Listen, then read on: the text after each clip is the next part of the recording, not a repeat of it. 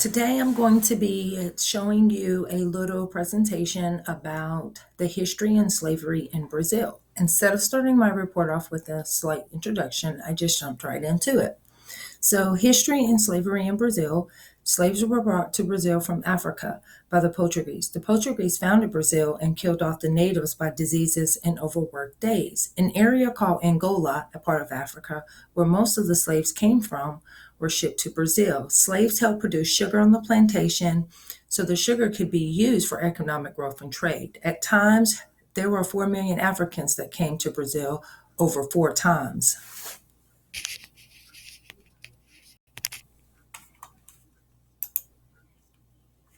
Treatment of enslaved Africans and their anatomy in the colonial Brazil. The school, an imperial Brazil mind, was abandoned because of the way slave masters treated their slaves. In a statement, it states Mr. P was sorry to observe that the Englishmen followed the mistaken expediency which prevails in the Brazils of guardedly keeping their slaves in a state of ignorance. Another question referred to, what was he trying to compare when he was talking about modern Brazil and the European days? The connection the author makes to the passage in the feudal times is being a slave owner or master makes like being a great planner. Not respect that is demanded is important and unseen, and also harsh and cruel to those beneath you. He went on to say, insult from a neighboring equal when you are capable of relieving them from any oppression and speaking in their behalf to the governor or chief judge. Treatment of enslaved Africans and their anatomy in colonial Brazil continued. Common punishment consists of whippings for 9 successful days. Also, they are fastened to a cart. They receive 200 or 300 lashes. Their mangled flesh then cut, cayenne pepper and salt put into their wounds.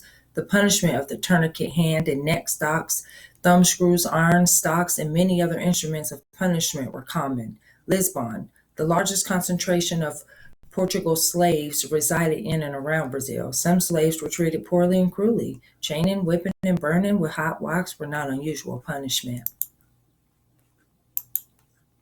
Slavery in Brazil, as it states that all religion is inculcated in Brazil, consists of certain superstitious practices, memories, and absurdities. Not allowing them to practice is a way of keeping this off sugar fields. The slaves' religion would weaken the master's authority and cause problems on the plantation. One religious dance, for example, was the Kaluta. It was a religious dance that the Africans did that referred back to the African roots. On occasion, these dances involved spirit possessions, and whites were not oblivious to this at all. Slavery and how it helped modernize Brazil. Slaves built a church called La Igreja de São Francisco with free men.